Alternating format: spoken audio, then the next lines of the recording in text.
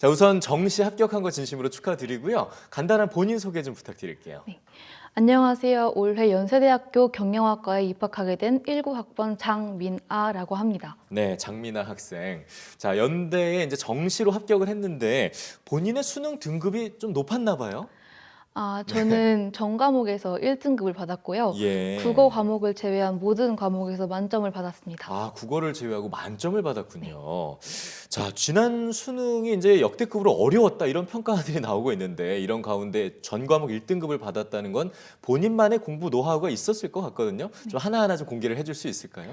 네, 네. 저는 일단 플래너를 꼼꼼하게 작성하는 것과 공부한 교재를 단권화하는 것이 중요하다고 생각합니다. 음, 플래너를 꼼꼼히 작성한다는 것은 네. 보통은 플래너를 작성할 때 할 수 있는 만큼만 계획을 세우라는 말을 많이 듣는데요. 저는 이와는 반대로 제가 알고 있는 혹은 해야 되는 모든 과제들을 적어놓고 하도록 노력했습니다. 네. 이것의 장점은 꼭 두 가지가 있는데요. 해야 될 과제들을 잊지 않는 것, 그리고 자신의 공부 한계가 어디까지인지를 알 수 있다는 점 등이 있을 것 같습니다. 예. 네. 단권화 얘기도 했는데요. 단권화는 어떤 건가요? 네. 저는 일단 바인더링 교재를 샀는데요. 아, 앞에 혹시 있는 게 단권화 네. 재료인가요? 한번 좀 네. 보여주실 수 네. 있을까요, 먼저? 네. 네. 네. 이런 이게 네. 네, 이런 바인더에 어떤 내용이 지금 정리가 된 네. 거죠?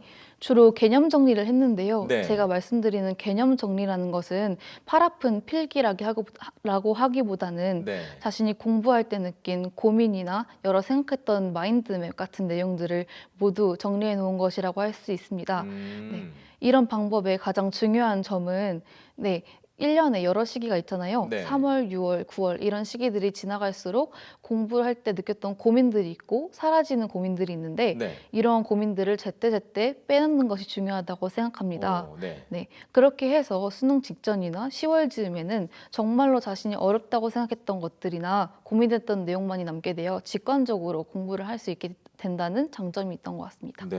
그러니까 자신만의 고민들을 하나하나 정리했다가 그것들을 없애버리는 것들. 네. 굉장히 괜찮은 방법인 것 같아요. 자, 이번에 좀 과목별로 어떻게 좀 공부했는지 구체적으로 듣고 싶은데요. 굉장히 논란이 됐던 국어 영역. 네, 어떻게 좀 공부를 했습니까, 먼저? 네, 저는 일단 수시와 정시를 같이 공부하는 학생이었기 때문에 꾸준한 공부를 요구를 하는 수능 국어와 수학 과목은 굉장히 꾸준한 공부가 필요하다고 생각을 했는데요. 수시를 중점적으로 했었군요. 네네. 네. 그렇기 때문에 국어는 일단 글 읽기와 꾸준한 실전 연습, 그리고 논리, 마지막으로 탄탄한 개념이 수반되어야 한다고 생각을 합니다. 예. 네, 그래서 실전 감각 기르기를 위해서 1년 동안 빼먹지 않고 같은 시간에 실전 모의고사 연습을 했던 것이 큰 도움이 됐던 것 같습니다. 네. 네, 그리고 글 읽기와 논리 같은 경우에는 기출 모의고사 지문 등을 항상 문단별로 요약하는 공부 방법을 사용을 해서 네. 글의 짜임새를 파악함으로써 얻도록 노력했고요. 네. 마지막으로 문학 개념과 문법 개념에 전 어려움을 겪고 있었는데 개념 부분에서는 EBS 연계 교재가 큰 도움이 되었다고 생각합니다. 어떤 네, 부분에서죠? 수능 특강 교재의 경우에는 문법 그 기출이나 문학 연계 지문에 대해서 이러한 개념들이 어떤 요소에 적용되어 있는지가 구체적으로 나와 있기 때문에 공부할 때 효율적으로 공부를 할 수 있었던 방법이라고 생각합니다. 네. 이제 나머지 과목은 다 만점을 받은 거잖아요. 수학은 어떻게 공부했어요? 네, 수학의 경우에는 제가 1년 동안 항상 아쉽게 만점을 받지 못했는데 예. 수능 날에는 다행히도 만점을 받을 수 있었습니다.